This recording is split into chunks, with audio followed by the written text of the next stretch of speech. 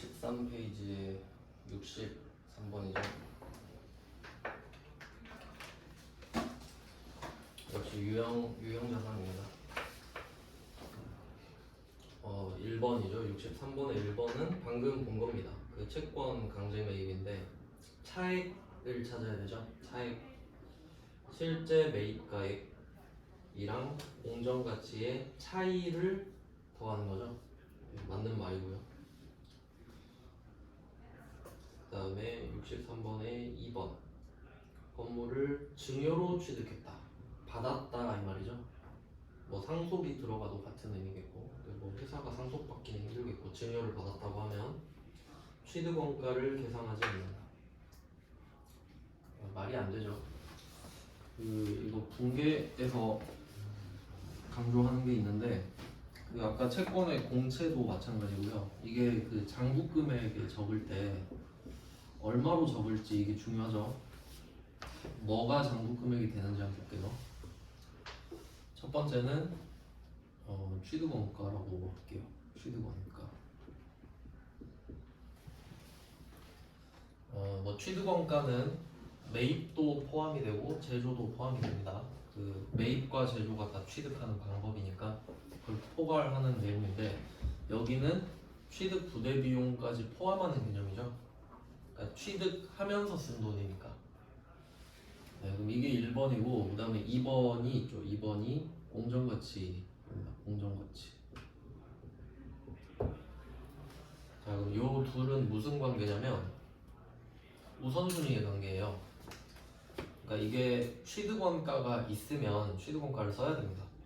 회계는 내가 쓴 돈이 제일 중요해요. 근데 만약에 취득원가가 없다 그러면 공정가치로 넘어가거든요. 요 개념을 좀 잡아볼게요. 그럼 아까 제가 그 채권 이야기 하면서 30만 원이라고 써진 거를 25만 원에 샀다 뭐 이런 거 있었죠.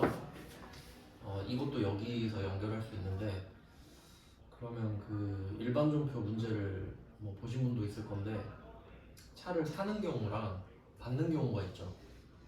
예를 들어서 차를 시세가 3천만 원짜리 차가 있다고 할게요. 중고차 시장에서 시세가 3천만 원이에요. 근데 그거를 2천만 원에 샀어요. 그럴 수 있겠죠. 그러면 이때 취득 원가는 2천만 원이죠. 시세가 3천만 원이어도, 그러니까 공정가치는 3천만 원인데 내가 이걸 2천만 원 주고 샀잖아요. 그럼 내 돈이 2천이 나갔으니까 들어온 물건도 2천이다 이거예요. 그러니까 내가 쓴 돈이 가장 확실한 증거가 되는 거죠. 그럼 뭐 시세가 1억이든 2억이든 2천에 사면 2천입니다. 근데 이 차를 받은 거잖아요. 그럼 취득원가가 없죠. 이 차 받는데 뭐 쓰는 돈 없을 거 아니에요. 그럼 이게 없어지면 어떡할 거냐? 어떡하겠어요 그럼? 그럼 공정가치로 가야죠. 방법이 없는데. 그래서 이게 우선순위예요. 취득원가가 있으면 무조건 그걸 써라. 공정가치가 있든 말든 됐다. 1번 써라 취득원가. 근데 누가 물어보죠. 저 취득원가 없는데요, 받았는데요. 그러면 시세를 써야지. 이렇게 되는 거죠. 방법이 없잖아요. 빵원 쓸 수는 없잖아요. 빵원을 쓰면 안 쓴 거랑 똑같죠. 안 적는다는 소리잖아요.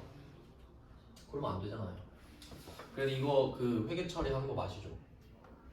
자산 수증이 공짜로 받았을 때 자산 수증 이익 3천 이렇게 잡았잖아요. 수익으로. 네, 그러니까 항상 이론이랑 분계랑 같이 생각하셔야 되거든요.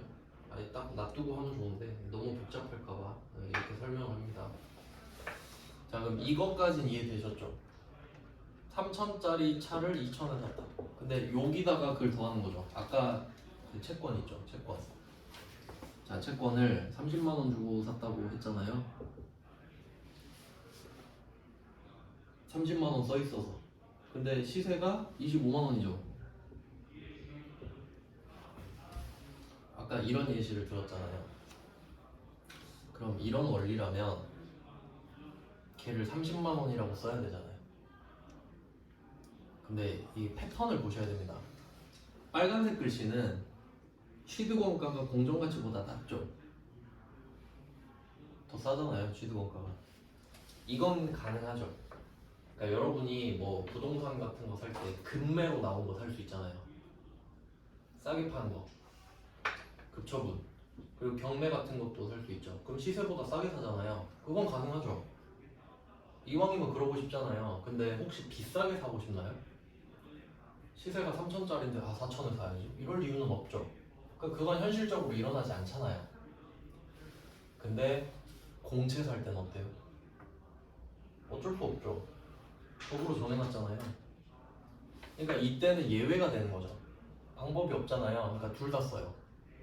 25만 원짜리를 취득했고 30만 원을 썼다고 할 수밖에 없는 거죠.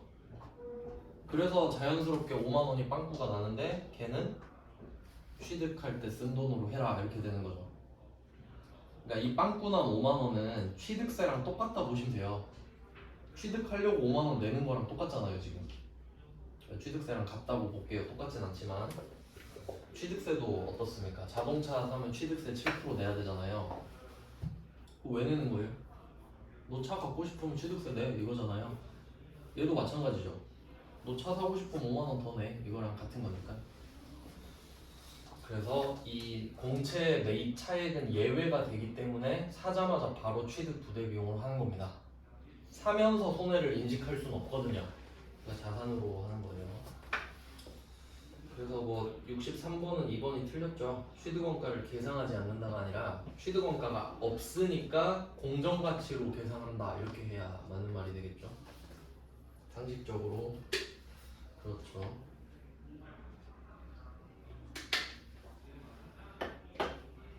네, 아주 중요한 문장이었고, 그 다음 63번에 3번 이거 아까 말씀드린 건데, 건물을 신축하기 위하여 사용 중인 기존 건물을 철거하는 거죠. 즉시가 아니죠. 구입 후 즉시가 아니죠. 요거는 그 아까 61번의 1번이랑 연결을 해놓으면 좋겠네요. 61번의 1번이랑 63번의 3번이랑 딱 비교하면 제일 좋겠네요.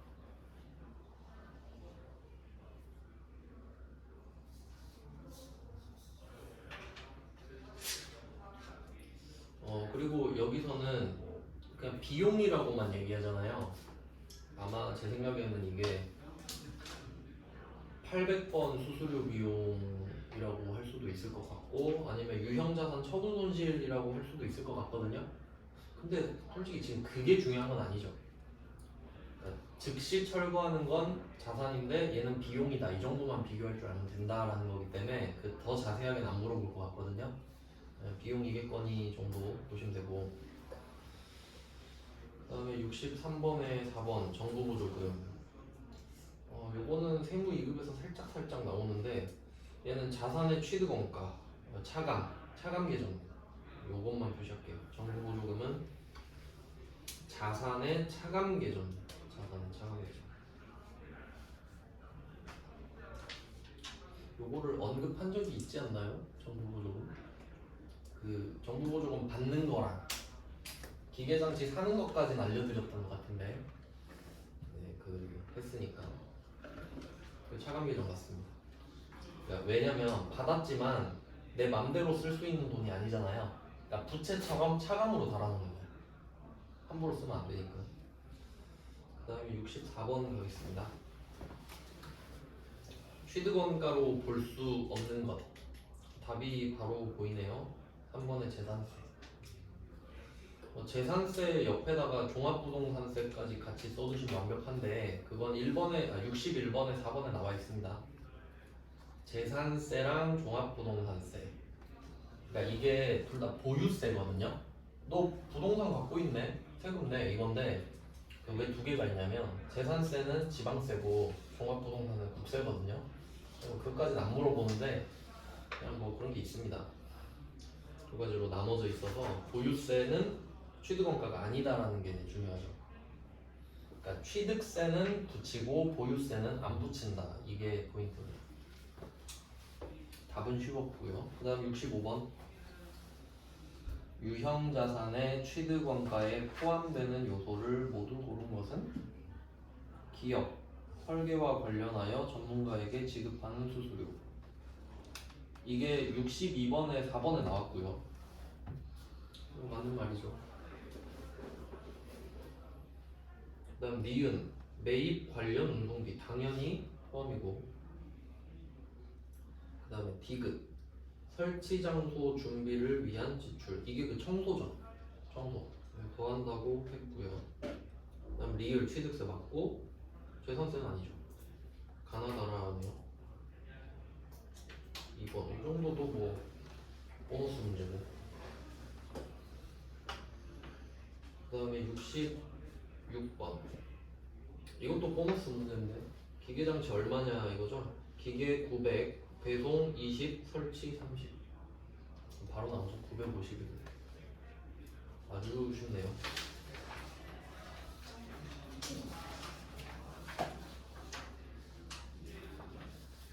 그 다음에 14페이지입니다.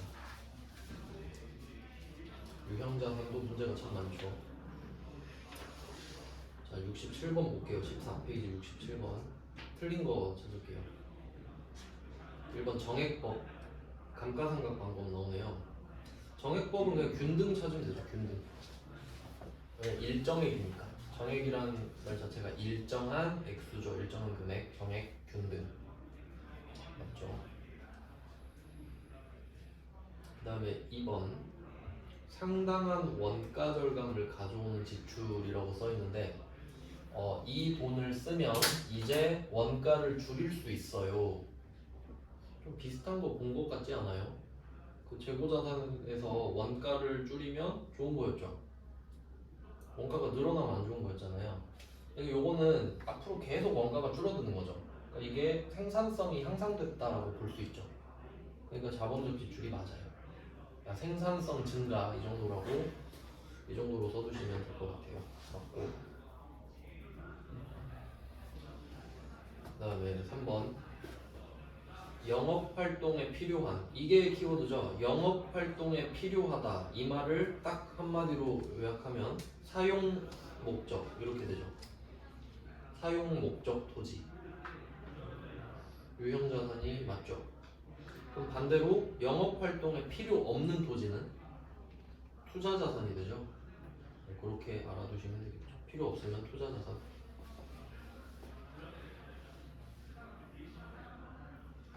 그 다음에 4번 유형자산의 감가상각 방법을 선택할 때는 절세를 고려하여 선택하여야 한다. 이거는 되게 실무적인 이야기인데 틀린 말입니다. 이거 절세를 고려하는 게 아니라 그 유형자산의 가격이 떨어지는 패턴을 고려해야 되죠. 무슨 말인지 아시겠죠? 그러니까 뭐 세금을 아끼는 건 좋긴 한데 무조건 세금을 따라가는 게 아니라 실제로 그 자산의 가치가 떨어지는 거를 방식을 보고 해야 된다는 거죠. 그러니까 예를 들면 자동차 같은 경우는 좀 예시 들만한 게 좀 없는데 기계장치가 아마 정률법으로 할 건데 그 기계장치가 첫 해의 가치가 제일 많이 떨어진다 뭐 이런 식으로 보는 거거든요. 그러면 정률법을 써야 된다 뭐 이런 느낌이죠. 절세는 아닙니다. 67번에 4번이 답이구나. 1, 2, 3번이 맞으니까 4번이 답이죠. 그 다음에 68번 틀린 것도 찾겠습니다. 유형자산은 재화와 용역 등의 생산 및 판매 관리 활동에 사용하기 위한 비화폐성 자산이라고 되어 있는데 이게 자산이 화폐성이 있고 비화폐성이 있습니다. 화폐성은 화폐로 받는 거예요.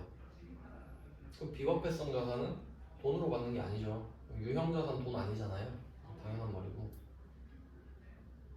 그리고 사용이 중요해요. 사용 비화폐성.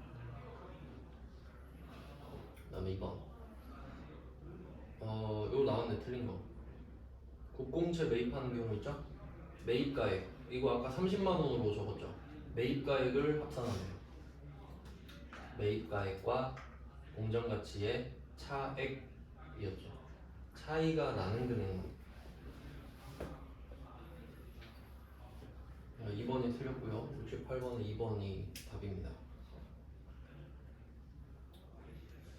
그 다음에 3번 현물 출자가 나오는데 이거는 좀 자본이랑 관련이 있는데요. 간단하게만 할게요. 자본은 따로 할 거니까.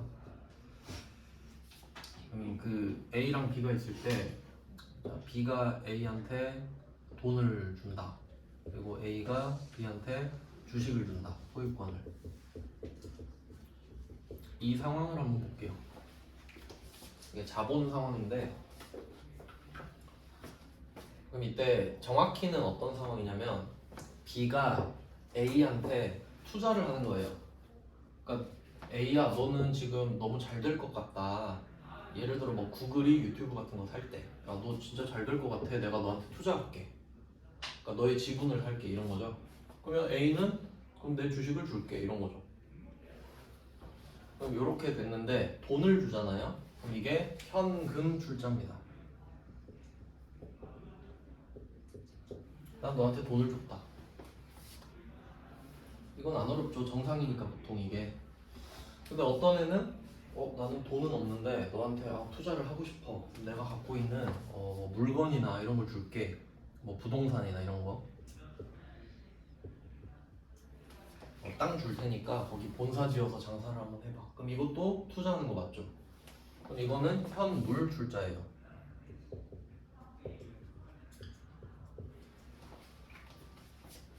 뭐 요 정도 느낌이거든요.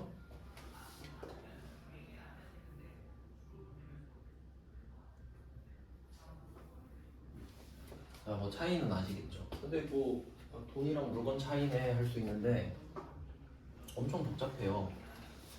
왜냐면 돈은 절대적이잖아요. 그러니까 B가 A한테 1억을 주면 그냥 1억이죠. 그냥 1억 줬으니까 1억이죠. 근데 물건을 주잖아요.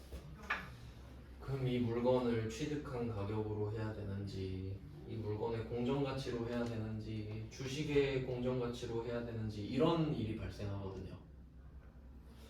그래서 여기서는 발행한 주식의 시가로 한다라고 하잖아요. 이게 그 회계에서 좀 기본적으로 통용되는 원칙인데 조금 어려운데 이거 이해해 놓으면 좋거든요.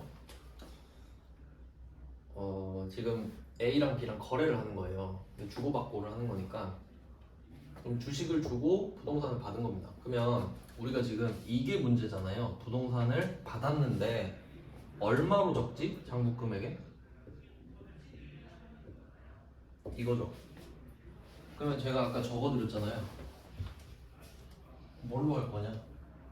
1번 취득원가, 2번 공정가치죠. 그러면 만약에 이 땅이 시세가 뭐 1억이에요. 시세가. 그러면 사람들은 이렇게 딱 자료를 주면은 이 땅이 지금 공정가치가 1억이니까 1억이라고 적으면 되지 라고 생각을 해요. 일반적으로. 하지만 회계는 아니죠. 네가 준 게 얼마냐예요. 그래 저게 1억인 건 알겠다. 그게 아까 중고차 3천이거든요. 그래 시장에서 3,000원인 건 알겠어. 그럼 시장에서 1억인 건 알겠어. 근데 네가 얼마 줬냐고. 그럼 우리가 주는 게 뭐예요? 주식이죠. 그럼 이 주식의 시가가 이 부동산 가격이 되지. 그게 내 취득원가니까. 뭐 그런 개념이에요. 그러니까 이게 연결되는 겁니다. 근본적으로는 하나인데 조금씩 다르게 느껴지겠죠. 좀 어렵습니다. 그래서 회계적으로도 복잡하고요. 내가 준 금액이 취득원가가 될 테니까. 그러니까 이게 금액을 똑같이 할게요. 이 부동산이 공정가치가 3천이야. 근데 내 주식의 시가가 2천인 거지. 그럼 내가 준 건 2천이죠. 이거 갖다 팔면 2천이잖아요. 그러니까 이거를 갖다 팔아서 2천을 만들어서 2천을 줬다고 생각하면 돼요. 그럼 이 부동산을 2천에 산 거잖아. 이해됐어요? 그러니까 이게 똑같아 보이면 나중에 찍어도 맞죠. 대충 해놨으면은 3천 찍는다고요 다. 그냥 공정가치가 3천이라는데? 근데 이걸 알면 이걸 적용할 수 있죠. 회계는 내가 쓴 돈이 제일 중요해요.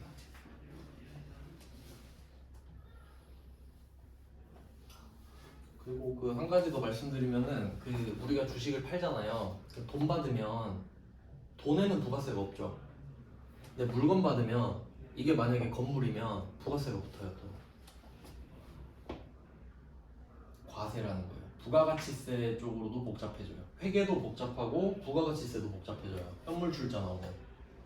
그래서 이게 그 메인 매출 점표에서 아마 넘어갔을 거예요. 자본할 때 같이 한다고 해서. 뭐 그렇습니다. 좀 근본적인 개념을 생각해 보시면 돼요. 장부 금액이 얼마로 쓸 거냐. 그 다음에 68번에 4번 동종자산 교환. 동종 교환이 중요한데 동종 반대가 이종이거든요. 그 바로 밑에 나와 있어요. 69번 문제 보면 이종도 보이죠. 이종자산, 동종자산. 일단 동종은 종류가 같다 이 말이고 이종은 종류가 다르다 이 말이죠. 그러면 한번 생각을 해볼게요. 동종자산은 예를 들어서 내가 소나타를 주고요. 소나타 깡통을 주고 제가 아반떼 풀옵션을 주는 거예요. 근데 솔직히 말하면 별 차이가 있나? 어차피 뭐 별 차이 없을 거 아니에요? 소나타 깡통이랑 아반떼 풀옵이랑. 그러면 이 두 개를 교환한다고 하면은 처분 손익을 인식하지 않아요. 어차피 똑같은 것끼리 바꿨잖아요. 그러니까 내 소나타는 깡통인데 최신형이에요. 최신형. 방금 샀어. 그리고 저 아반떼 풀옵은 3년 전에 산 거예요. 그럼 시세 차이가 나겠지만 똑같은 차끼리 바꾸는데 처분 손익이 어딨냐? 그러니까 얘는 쉽죠. 동종끼리 교환하면 처분 손익이 없다. 이건 쉽죠? 이거 외워도 돼요. 근데 문제는 이종이죠. 69번으로 바로 넘어가 볼게요. 자, 1번 보세요. 이종 자산 간의 교환. 취득한 유형 자산 있죠. 자, 요것도 연결해 볼게요. 여기서 취득한 유형 자산이 3천입니다. 3천. 이거를 지금 3천짜리를 얻은 거잖아요. 시장에선 3천에 거래되고 있잖아 지금. 근데 내가 준 차가 2천짜리인 거야. 그러니까 뭐 건물을 3천짜리를 받고 내 차 2천짜리 준다 이럴게요. 그럼 이종 맞죠? 그럼 이 땅이 얼마겠냐 이거지. 2천이죠. 내가 준 게 2천이잖아 지금. 내가 준 거 갖다 팔면 2천 나오죠. 그걸로 3천짜리 땅을 산 거잖아요 지금. 그러면 이 땅은 2천이지. 다 똑같은 내용입니다 지금. 그러니까 저는 이걸 묶어서 생각하니까 이제 절대 안 틀리거든요. 내가 준 돈이, 그러니까 내가 준 가치가 준 돈이랑 똑같으니까 취득 원가가 되겠구나. 그렇게 생각을 하시면 좋은데, 네, 그래서 1번이 맞는 거고. 그러니까 제공한 자산의 공정가치로 측정한다 이 말이 2천이다 이 말이죠. 쟤는 3천이지만 내가 준 2천이 제일 정확하다. 그 다음에 2번 또 이종자산 간의 교환이 나왔어요. 문제가 생긴 거죠. 제공한 자산의 공정가치가 불확실하대요. 내가 준 차가 세상에 하나밖에 없다. 가치를 매길 수 없대요. 보통 이럴 땐 감정평가사한테 맡기긴 하는데 그래도 모른다 이러면 어떻게 하겠어요? 야 그럼 네 거 얼마냐 이러겠죠. 그러니까 정확히 말하면 69번에 1번이 원칙이고요. 69번에 2번이 예외예요. 그러니까 내 물건의 공정가치가 있으면 그게 취득원가죠. 근데 없을 수도 있잖아요. 도저히 모르겠다. 그러면 네 거 가격으로 해야지 어쩌겠냐. 그러니까 결론은 1번 없으면 2번이잖아요. 1번 없으면 2번. 결론 다 똑같습니다. 근데 생각해보면 상황마다 다른 게 더 웃기지 않나요? 더 힘들지 않나? 상황마다 다르면? 똑같아야 맞죠. 이걸 파악하면 되게 쉬운데. 네, 이종자산으로 장난을 지금 쳤고요. 그러니까 동종은 쉽죠. 동종은 좀 기억하세요. 그 다음에 69번에 3번 자산의 교환에 현금 수수액이 있다. 그러니까 현금 끼면 엄청 복잡해지는데 반영하겠죠 당연히. 당연히 반영합니다. 돈을 무시할 수는 없잖아요. 그 다음에 유형자산 이거 저거 답이 잘못된 것 같은데. 잠깐만요. 잠깐 확인해 볼게요.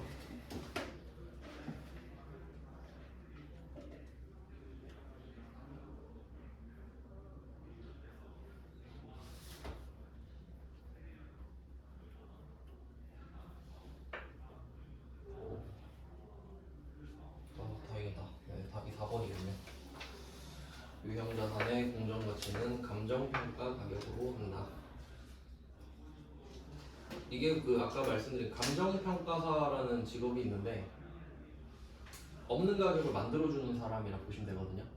근데 그거는 시장 가격이 없을 때 가는 거고요. 시장 가격이 있으면 시장 가격으로 하겠죠? 공정 가치는 시장 가격으로 한다. 사실 공정 가치가 시가랑 같은 말이잖아요. 좀 답이 쉬운 내용이었네 어떻게 보면은. 그다음에 70번으로 가겠습니다. 또 틀린 거 잡고 있어요. 70번에 1번. 정액법은 일정액 끝났죠? 1정액법이니까. 그다음에 2번.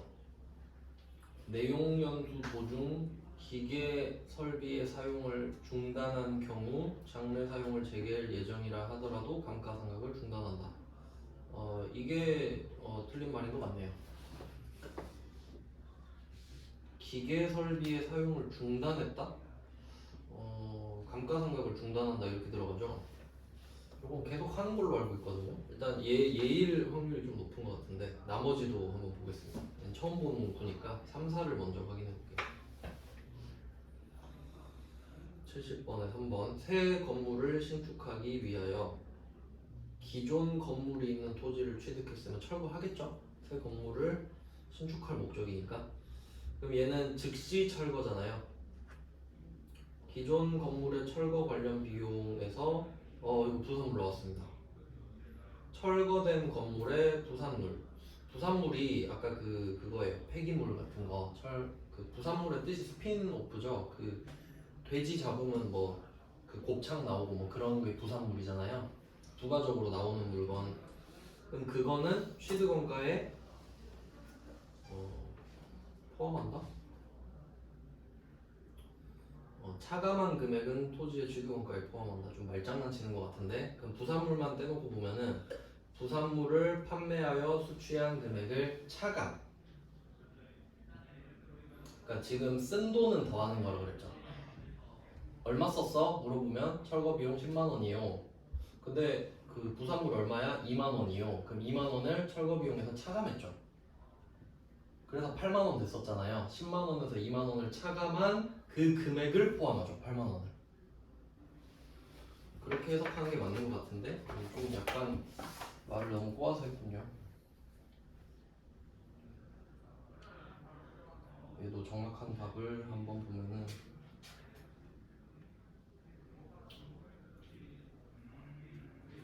네, 맞는 말이네. 방금 제가 한 말이 맞아요.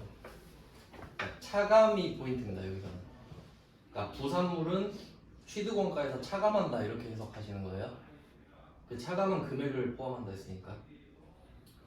그 다음에 4번. 유형자산의 감가상각 방법을 선택할 때는 경제적 효익이 소멸되는 행태를 반영한 합리적인 방법이거든요. 이게 67번에 4번이랑 비교하시면 되는 거예요. 절세가 아니라 요 말이 나와야 돼요.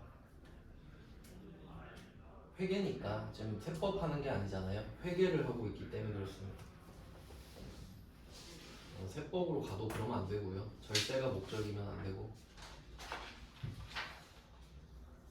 그러면 70번의 답이 2번이 되는데 요거는 어쨌든 틀렸다고 보시면 됩니다. 그러니까 중단해도 계속 해요. 중단해도 계속 감가상각을 한다고 보시면 됩니다. 그 정도 원래 디테일이 조금 있긴 한데 그 정도만 아시면 될 것 같고 한번 시작하면 계속 한다 정도로 기억을 할게요. 그 다음에 71번 감가상각 방법 이야기를 하죠. 1번은 정액법 동일한 금액 이렇게 나오죠. 계속 그 바꿔서 말하죠.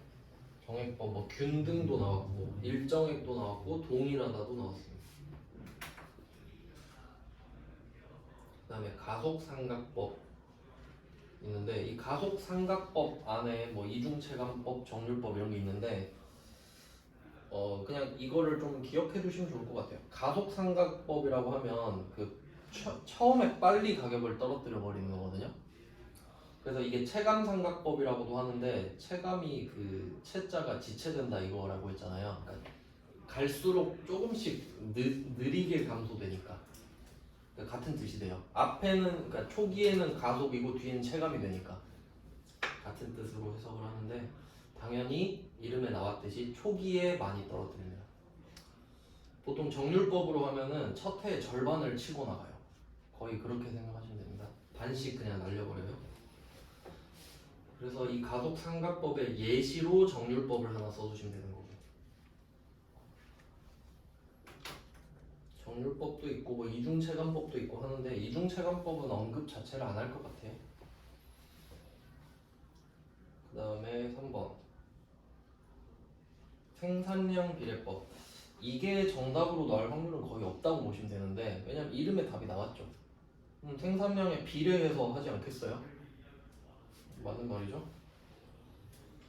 그 뭐 광산 같은 걸 그렇게 감가상각하는데 그 다음에 4번 초기 감가상각비의 크기는 정률법보다 정액법이 크다. 이런 게 답 나올 확률이 높습니다. 그러니까 감가상각 이야기하면 정액법, 정률법이 주인공일 확률이 굉장히 높아요. 나머지는 다 들러리고. 그럼 한번 생각해 볼게요. 정액법은 n빵이잖아요. 그럼 5년을 한다고 해보세요. 그럼 정액법은 20%씩 5번 날라가죠. 20%. 근데 정률법은 45% 날라가요. 뭐 말 다 했죠. 그럼 초기 감가상각비 1년 차라고 하면 당연히 정률법이 크지 않겠어요? 그러니까 정액법은 매년 똑같죠. 근데 정률법은 처음엔 크고 점점 떨어져요. 그러니까 마지막 해가 되면 정액법이 더 클걸요. 딱 그거 낼 겁니다. 초기는 정률법이 더 크겠죠.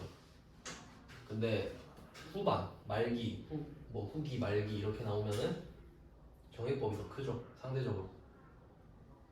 정률법은 반씩 날려서 엄청 작을 거예요. 마지막에는. 뭐 나올 만한 건 이 정도고. 그 다음에 감가상각 대상자산 이런 것도 좀 쉬워 보이는데 1번 일시적으로 사용 중지 상태인 기계장치. 이게 아까 나오지 않았나요? 70번에 2번 사용을 중단했다. 이게 일시적으로 했다. 감가상각 한다 그랬죠. 뭐 일시적으로 하는 건데요. 이거는 하는 겁니다. 그러니까 이런 게 포인트가 되겠죠. 그 다음에 2번 할부로 구입한 차량은 뭐 볼 거 없고요. 3번이 바로 답이죠. 감가상각 안 하는 거 두 개 있잖아요. 건설 중인 자산이랑 토지. 건설 중인 자산은 건설 중이니까 사용을 못하죠. 사용을 못하니까 감가상각을 할 수가 없고 토지는 가치가 안 떨어지고요. 네, 뭐 그렇게 됩니다. 그러니까 71번도 함정이 72번도 다 함정이 1번에 있는 거죠. 일시적으로 사용한 것도 그냥 한다. 그다음에 정부 보조금으로 취득한. 그러니까 이게 구입 방식이 필요가 없죠. 그러니까 기계, 차량, 건물, 기계 이렇게 보면 되는데 세 번째 건설 중인 건물이니까 답이 됐고요. 15페이지로 가보겠습니다.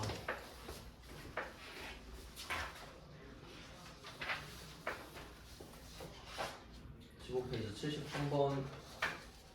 근데 자본적 지출이랑 수익적 지출 이거 뭐 많이 봤던 거죠? 이거 1, 2, 3, 4 딱 쪼개면 되거든요. 그러니까 1, 2, 3, 4 이렇게 해서 딱 줄 거놓으면 끝나요. 1, 2가 자본적 지출이고 3, 4가 수익적 지출이 되거든요. 내용을 한번 볼게요. 자본적 지출은 이게 두 가지로 보셔야 되는데 그 좀 포괄하는 개념. 1번은 가치 증대라고 되어 있죠. 가치 증대. 그다음 2번은 내용 연수 연장. 이 두 개로 나오거든요. 자본적 지출은. 그러니까 개념을 말하면 그렇게 보시면 되고 근데 예시를 들 때가 있잖아요. 그게 난이도가 더 어렵죠. 예시가. 예시는 1번에 엘리베이터 설치. 엘리베이터 없는 건물에 엘리베이터를 달면 가치가 높아지겠죠.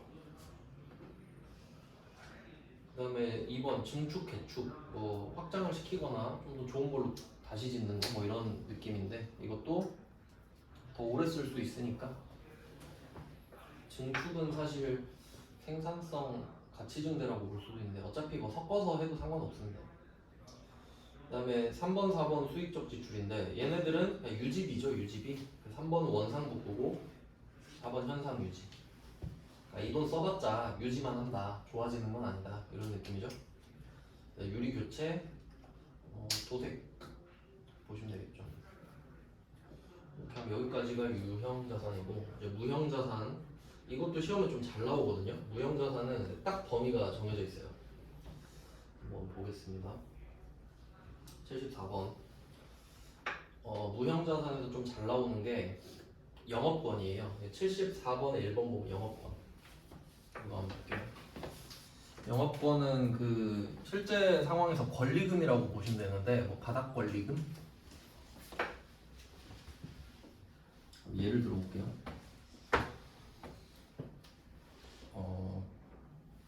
A가 건물주, B가 세입자 이렇게 있다고 합시다. 건물주랑 세입자가 있어요. 그럼 이 사람이 지금 B 세입자가 뭐 미용실을 한다고 합시다. 미용실을 해요. 근데 이 사람이 이 가게를 팔고 딴 데 가고 싶은 거야. 다른 지역으로. 이 사람 이사 가서 가게도 옮기고 싶은 거예요. 그래서 얘가 다른 세입자를 구합니다. 그러면 지금 이 사람은 B는 C한테 넘기고 싶은 거죠. 지금 이 가게를. 그러니까 A, B가 거래 상태인데 A, C로 넘겨주고 싶은 거예요. 그럼 건물주 입장에서는 누가 장사하든 상관없죠, 솔직히. 그냥 뭐 보증금이랑 월세만 주세요 이러면 끝나잖아요. 그럼 일단 이거를 대화를 끝내요. 저 B가 A 불러가지고 저 이제 끝내고 C 구해왔거든요. C랑 재계약하세요. 이런 내용이에요. 그럼 얘 둘은 상관없죠. A는 상관없어요. 근데 문제는 B, C예요. 근데 이 사람이 미용실이 엄청 잘 돼요. 엄청 잘 돼요. 그럼 여기 손님들이 있을 거 아니에요. 그럼 이 사람이 이거 권리를 넘겨주면서 제가 여기 손님 많이 모아놓고 손님을 제가 다 드리고 갈게요. 이런 거지. 손님을 안 끌고 갈게요. 물론 그게 마음대로는 안 되지만 뭐 그렇게 의지로 할 수는 있잖아요. 거기 다녀보세요 이럴 수도 있고. 그럼 그렇게 하면 이 사람은 오자마자 손님이 좀 확보가 되죠. 그럼 그 명분으로 권리금을 요구하잖아. 권리금, 바닥 권리금이라고 하죠. 오자마자 장사 잘 될 확률이 높으니까. 그럼 이제 바닥 권리금을 달라 그래요. 뭐 한 3천만 원 주세요 이럴 수 있죠. 그럼 사이즈를 재봐. 가보니까 손님 개 많아요 진짜. 그러면 저 3천 줄 테니까 좀 손님들한테 말 잘해주세요 이럴 수 있죠. 그러면 이 3천을 주고받는 건 건물주랑 상관없죠. 세입자끼리 이야기란 말이에요. 그럼 이 C 입장에서는 원래 보증금은 건물주한테 주고 월세도 이 사람한테 주죠. 그럼 3천은 뭐예요? B한테 준 거죠. 근데 분명히 이 돈도 의미가 있는 거 아닙니까? 이 돈을 냈으니까 좀 장사가 처음부터 잘 될 수 있죠. 그러니까 이게 무형자산이라고. 요거를 좀 고급스럽게 표현하면 영업권이다 이 말을 하죠. 그러니까 실무에서는 이렇게 적용이 되고, 근데 뭐 우리 일상으로 해보면 신발 살 때 프리미엄 붙었다 뭐 그 정도죠. 프리미엄 정도로 해석하셔도 되고. 그래서 그게 영업권이거든요. 그럼 이것도 상각을 해야 돼요. 쓴 돈이니까. 그러니까 회계는 쓴 돈을 다 인정해 주잖아요. 내가 권리금 3천 줬다. 그럼 무형자산으로 인정도 받고 상각도 하죠. 비용 처리도 된다는 소리예요. 한번 볼게요. 74번에 1번. 영업권이라는 단어 있잖아요. 근데 얘는 앞에 더 중요한 말이 있어요. 외부에서 취득한. 그럼 이 상황을 한번 보시면 당연한 거 아닙니까? 혹시 영업권을 내가 만들 수 있을까요? 내가 만들면 안 되죠. 지금 내가 C인데 B한테 이거를 3천을 더 주고 들어온 거잖아요. 그러니까 영업권은 사야만 돼요. 외부에서 취득해야 영업권이 되죠. 그러니까 영업권 앞에는 당연하게도 외부에서 취득한이 붙어 있는 겁니다. 원래. 그러면 그 뒤에 내부에서 창출된 영업권은 말이 되나요? 자기가 우기는 거야 그냥. 내가 들어왔는데 이제 권리금이 이제 1억이야. 아무도 안 믿어주죠. 돈을 안 썼잖아요. 그러니까 내부에서 창출된 영업권이란 말 자체는 성립이 안 되는 거예요. 그냥 인정을 한다가 아니라 말이 안 된다고 그냥. 그래서 맞는 말이죠. 74분의 1번은 아주 맞는 말이고, 인정하지 않는다 그랬으니까 권리금 생각하세요. 그 다음에 74번의 2번, 인식 기준을 충족하지 못하면. 요거는 그 2번 뭐 앞에 왼쪽이나 오른쪽에 개발비 써두시면 되거든요. 개발비. 무형자산에서 제일 중요한 게 그 개발비랑 영업권이죠.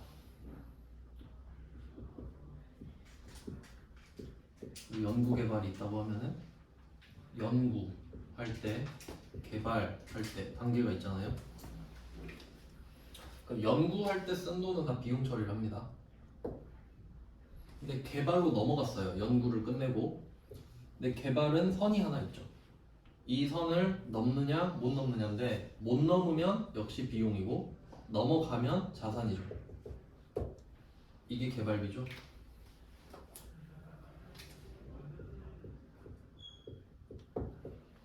개발비는 자산입니다. 뭐 이런 내용이죠. 그럼 이걸 확인을 하면 문제를 풀 수 있어요. 74번에 2번, 무형자산은 인식기준을 충족하지 못하면. 인식기준을 충족하지 못하면은 선을 넘지 못하면입니다. 선을 넘지 못하면 비용으로 처리한다. 그럼 말을 바꿀 수도 있죠. 인식기준을 충족하면 자산으로 처리한다. 이렇게도 나올 수 있겠죠. 선을 넘었니 못 넘었니입니다. 그래서 보통은 영업권이랑 개발비로 문제를 낼 겁니다. 그리고 그 자산이면 개발비인데, 그 앞쪽은 혹시 개정 과목으로 내면 경상 연구개발비 이렇게 빠지거든요. 이거 분계로도 나온 적 있습니다. 그러니까 이론으로 내면 이렇게 말하는데, 이 쓴 돈은 인식기준을 충족하지 못했다. 그럼 답이 경상연구개발비. 충족했다. 그럼 답이 개발비. 이렇게도 응용이 될 수 있습니다. 그 다음에 74번에 3번, 이것도 잘 나옵니다. 잔존가치가 없는 것을 원칙으로 한다. 이거는 당연한 말인 게, 무형자산은 형체가 없잖아요. 형체가 없는데 그냥 의미 부여를 한 거죠. 그러니까 잔존가치가 없어야 맞아요. 그러니까 영업권이라는 것도 사실 가상을 만든 거잖아요. 그냥 장사 잘 되니까 3천 더 드릴게요 이거잖아요. 그걸 내가 5년 동안 상각을 하면 그냥 5년 후에 없어지는 거지 그냥. 그래서 무형자산은 잔존가치가 없고요. 그럼 반대로 유형자산은 잔존가치를 설정합니다. 빵원이든 뭐든. 그렇게 되고, 내일 자세히 설명드릴게요 얘는. 그 다음에 74번에 4번, 무형자산의 공정가치가 증가하면 그 공정가치를 반영하여 감가상각한다. 좀 답이 요건 것 같은데, 최근에 좀 새로운 선지들이 많이 나왔네요. 조금 그 회계 원칙에서 지역적인 내용을 긁어오는 것 같은데, 최대한 이런 문제들은 속어법으로 풀어주시면 돼요. 네, 답이 4번이 맞아요. 네, 답이 뭐라고 나왔냐면, 삼각은 원가에 기초한다 이렇게 돼 있거든요. 그러니까 공정가치가 증가하는 게 아니라, 그 자본적 지출이 있으면 그건 반영하겠는데 공정가치를 그때그때 반영하진 않죠. 그냥 원가로 하는 거잖아요. 자본적 지출이 생기면 원가가 증가하는 개념인 거지. 네, 뭐 내일 자세히 좀 볼게요. 무형자산 한 문제밖에 못했네. 네, 내일 무형자산 하고 그 사채를 해야 되거든요. 네, 중요한 건데 그 일반 점수랑 같이 보겠습니다. 오늘은 여기까지 할게요. 고생하셨습니다.